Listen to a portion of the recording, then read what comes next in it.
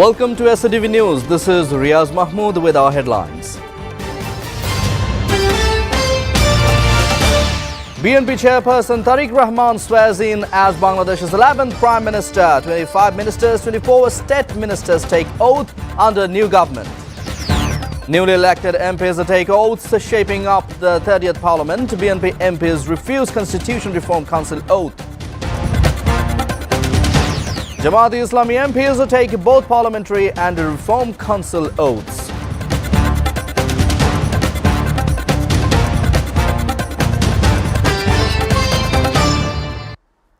And now in details. BNP chairperson Tariq Rahman took oath as the new Prime Minister of Bangladesh this afternoon. 25 ministers, 24 state ministers later took oath under Tariq Rahman's new government.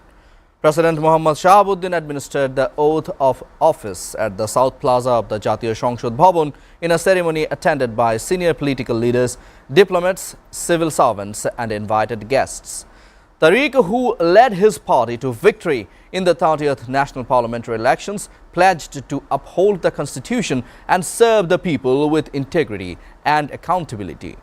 Members of his new cabinet were also sworn in during the ceremony.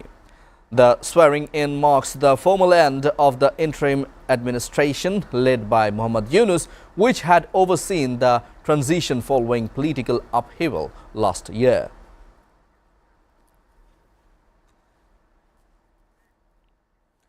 The oath-taking ceremony of the newly elected members of Parliament formally began at around 10:36 am today at the oath room of the Jatiya সংসদ Bhavan, marking the start of the new parliamentary term.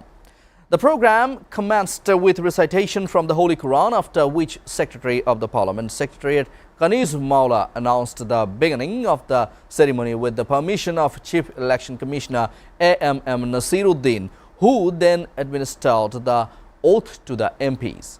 Chief Election Commissioner A.M.M. Nasiruddin administered the oath in phases, with members being sworn in separately by party or alliance affiliation and independent status. However, the newly elected members of Parliament of BNP did not take oath as members of the Constitution Reform Council. At the outset of the oath-taking ceremony, BNP leader Salahuddin Ahmed said that following instructions from party chief Tariq Rahman, all BNP MPs elect have been asked not to sign the Constitution Reform Council form, as they were not elected as members of the council. Salahuddin Ahmed also said that the Constitution Reform Council is not included in the Constitution. The council must first be incorporated into the Constitution in line with the referendum outcome, he added.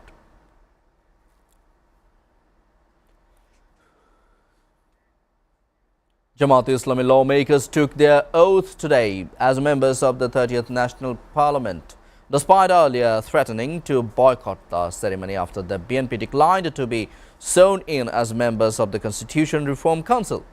Party leaders and newly elected MPs arrived at the Parliament premises shortly after 12 noon. The swearing-in followed the morning ceremony where BNP lawmakers took their oath as members of Parliament. Among those seen in the front row were Jamaat Chief Shafiqur Rahman, party leaders ADM Azhar, Mujibur Rahman and Abdullah Muhammad Tahir, along with former BNP leader and independent MP Rumin Farhana. The newly elected members signed the oath register at 12:24 p.m.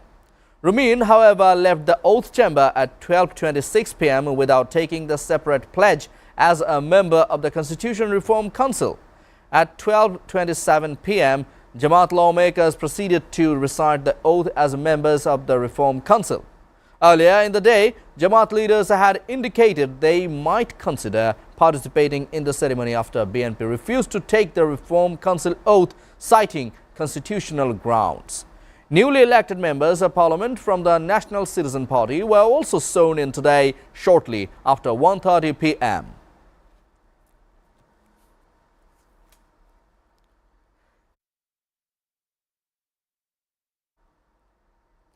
The newly elected members of Parliament from the BNP have decided not to accept duty-free vehicles or government plots. The decision was taken during a meeting of the parliamentary party held after 11:30 am today. The information was confirmed to the media by Shairul Kabir Khan, a member of the party's media cell. Meanwhile, a total of 45 government vehicles have been prepared for the new ministers. The vehicles were seen lined up in front of building number 1 of the National Parliament Secretariat. Officials said the vehicles were arranged through the Ministry of Public Administration as per the requirements of the Cabinet Division. Police have recovered the throat-slit bodies of a woman and 2 children from a house in Homna Upazila of Kumilla this morning. The deceased were identified as Shukhi Akhtar, wife of Saudi expatriate Zahirul Islam, their son Hussein, and Zubair, son of Zahirul's brother Sattar Mia, also a Saudi expatriate. All 3 were found dead at their residence in the Monipur area under Gharmora Union. According to neighbors, the victims had slept in the same room on Monday night. When they did not wake up in the morning, locals called out to them but received no response. Finding the front door locked, they looked through a window and saw the 3 lying motionless on the floor. Officer in charge of Homna police station confirmed the incident. Police are investigating the deaths, the OC said.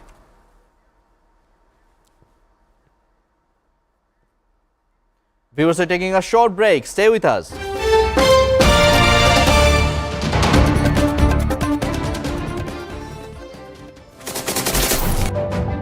Hello and welcome to International Affairs, and my name is Shamsul Alam Pantha. I don't see an easy resolution to this because every slight deviation from the plan, opening an open war conflict with them, testing nuclear missiles, Russia's announcement of these supposedly successful testing, special and exclusive footage that is being played on SATV screen,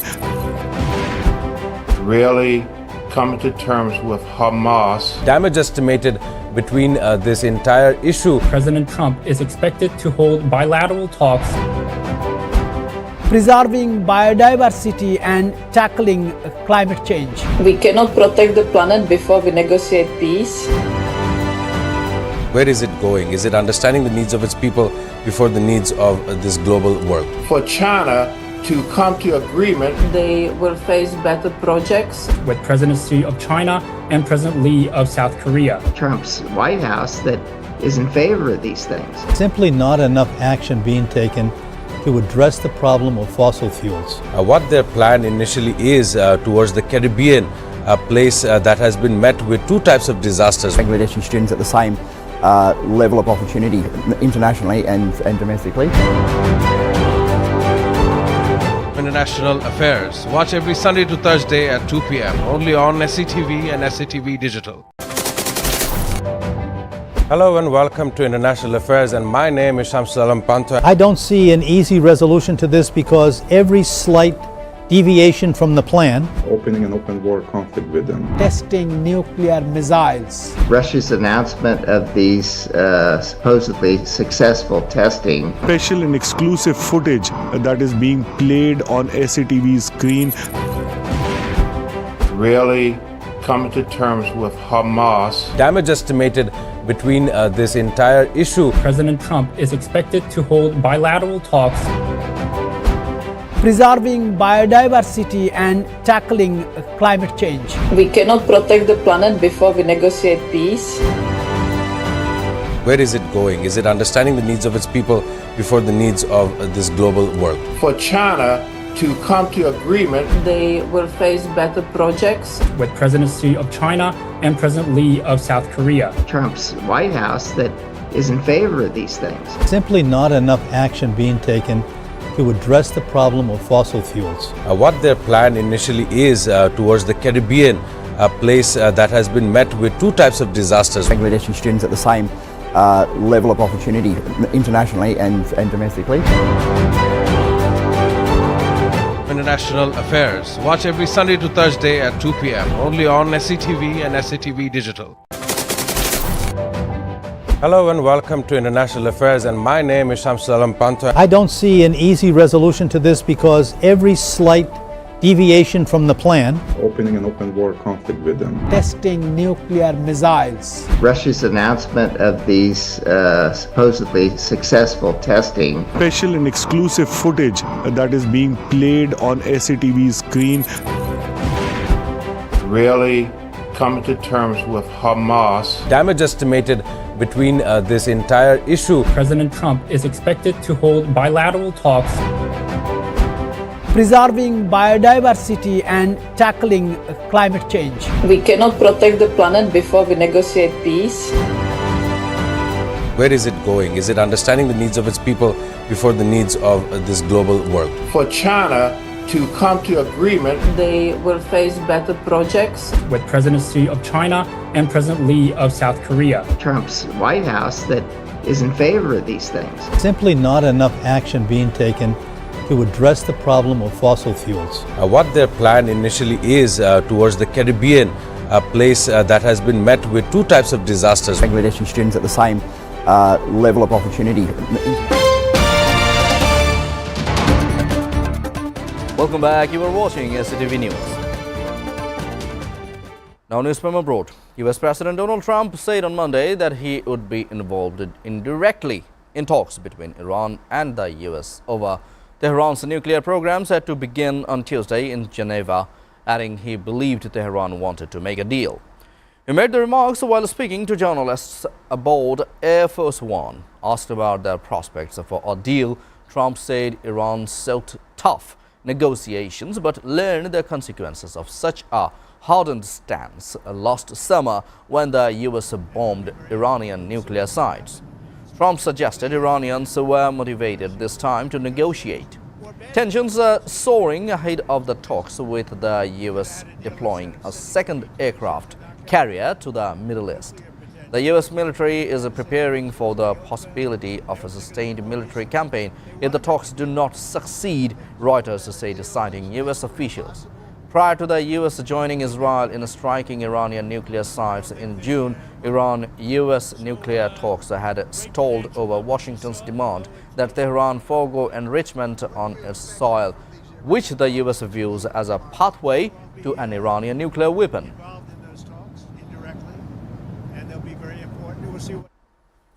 Meanwhile, Iran's Revolutionary Guards Navy held a drill in the Hormuz Strait on Monday to test the readiness of the Guards' naval units to protect the waterway, Tasnim news agency said on Monday, a day prior to renewed Iran-US nuclear negotiations. Iranian media showed the naval exercises on state television, overseen by IRGC Ground Forces Commander General Mohammad Pakpour. The Strait of Hormuz is a vital international waterway and oil export route from Gulf Arab states who have been appealing for diplomacy to end the dispute. Intelligently utilizing the geopolitical advantages of the Islamic Republic in the Persian Gulf and the Sea of Oman are among the main objectives of this exercise, Tasnim said of Iran's drill. Also on Monday, Iran's foreign minister met with the UN nuclear watchdog chief in Geneva ahead of talks between Washington and Tehran aimed at resolving a decades-long nuclear dispute. Iran's foreign minister Abbas Araghchi said he was in Geneva to achieve a fair and equitable deal.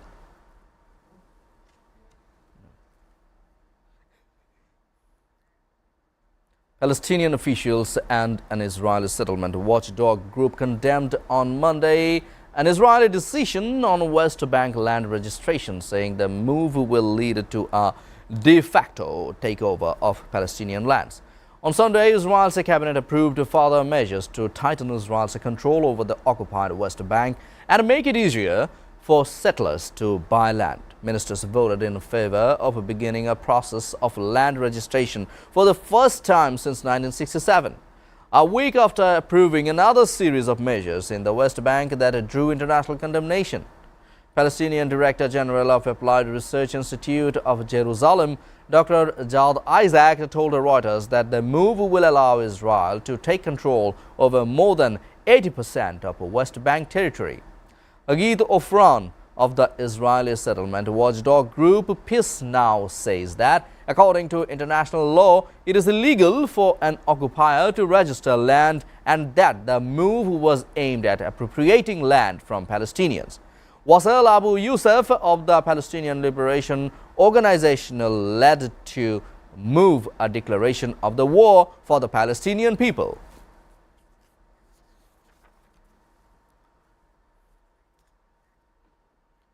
EU Commissioner Dubravka Suisa will travel to Washington this week to attend a meeting of the Board of Peace as set up by US President Donald Trump in her capacity as an observer, as spokesperson for the EU Commission said on Monday.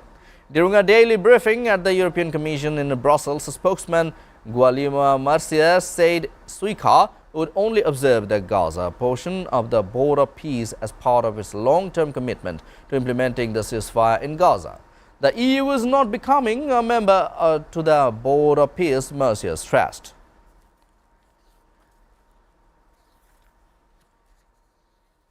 Three people have been killed in a shooting at an ice rink in the U.S. authorities said. The shooting occurred at the Dennis M. Lynch Arena in Pawtucket, near Providence in Rhode Island at around 2:30 p.m. local time on Monday, where a youth hockey game was scheduled. The suspect is among the three people who have died in what authorities said they believe was a targeted attack stemming from a family dispute. The suspect appears to have died from a potentially self-inflicted gun wound, Pawtucket Police Chief Tina Goncalves said. The two victims who were shot dead appear to have been adults, she added. One of them was found inside the arena, while the other died at a hospital. Three other people sustained gunshot injuries and are in critical condition in hospital.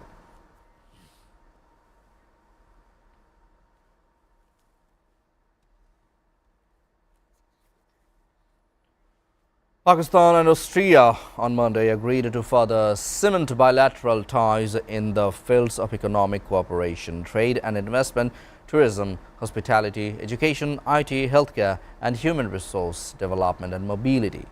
The commitments came as Prime Minister Shehbaz Sharif met Austrian Chancellor Christian Stocker in Vienna. Speaking at an event later in the day, Shehbaz Sharif said that Pakistan was working with Europe to curb illegal immigration. Earlier, the Prime Minister arrived in Vienna on a two-day visit with the Foreign Office, noting that it marked the first visit by a Pakistani Prime Minister to Austria since 1992.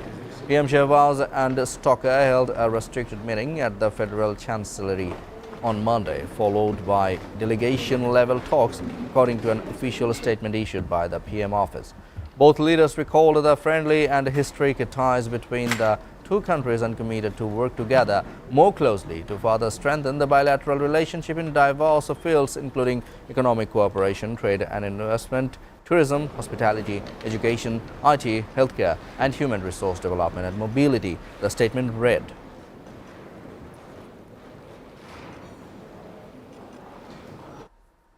Ukrainian President Volodymyr Zelensky said on Monday that Ukrainian intelligence showed more Russian attacks on energy targets lay ahead and that such strikes made it more difficult to reach agreement on ending the nearly four-year war. Zelensky, speaking in his nightly video address on the eve of new talks with Russian and US officials, also said Moscow's attacks were involved a combination of weapons and required special defenses. The Ukrainian president said he signed a decree to apply sanctions against 10 Russian athletes who support Russia's aggression in Ukraine. The sanctions package was formed upon a petition by Ukrainian skeleton wrestler and members of Ukraine's Olympic team. Volodymyr Hiroshkivsky Zelensky on Friday awarded Hiroshkivsky a top state honor after he was disqualified from the Winter Games for wearing a helmet commemorating athletes killed in the war with Russia. Тристоронніх зустрічей. Наша делегація вже в Женеві. Розвідка доповідає про підготовку росіян до Australian Prime Minister Anthony Albanese said on Tuesday that his government will not repatriate Australians living in a Syrian camp that holds families of suspected Islamic State militants. 34 Australians released on Monday from a camp in northern Syria were returned to the detention center due to technical reasons, said Reuters, citing two sources. Thousands of people believed to be linked to Islamic State militants have been held at Rhodes camp and a second camp, Al-Hol, since the jihadist group was driven from its final territorial foothold in Syria in 2019. Rhodes camp holds more than 2,000 people from 40 different nationalities, the majority of them women and children. Azerbaijani military court expected to issue sentence to Ruben Vardanian, a former billionaire banker who served as the number 2 official in breakaway Nagorno-Karabakh Republic on Tuesday. Prosecutors have demanded a life sentence for him. Nagorno-Karabakh Republic, where ethnic Armenians maintained an unrecognized breakaway statelet for 3 decades until Baku restored military control in 2023. Varadanian, a 57-year-old Armenian-born former banker who previously held Russian citizenship and made his fortune in Russia, moved to Karabakh in 2022 and joined the Armenian administration there as a state minister. Baku casts him and other former separatist officials as leaders of an illegal armed entity who tried to stop Azerbaijan from reclaiming the territory. Vardanian was arrested in September 2023 while attempting to cross into Armenia amid a mass exodus of the region's roughly 1 lakh ethnic Armenians after Azerbaijan retook the territory in a lightning offensive.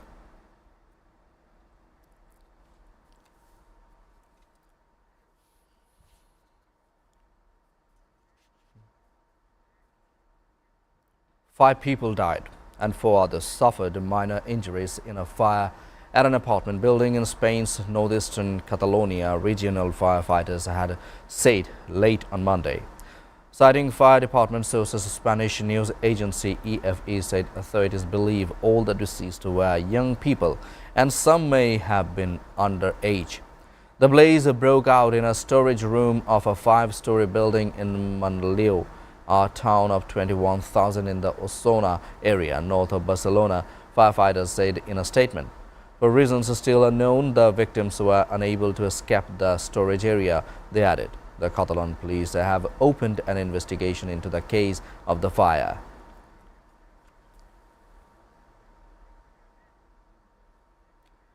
Before ending, we go through the headlines again. PNP chairperson Tariq Rahman swears in as Bangladesh's 11th Prime Minister. 25 ministers, 24 state ministers take oath under new government.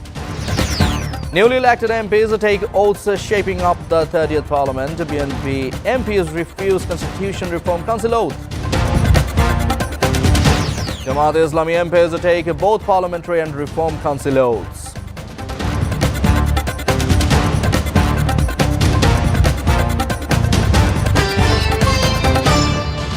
To update it with our top stories so far on SATV and to know the latest news, visit www.satv.tv. Stay with SATV.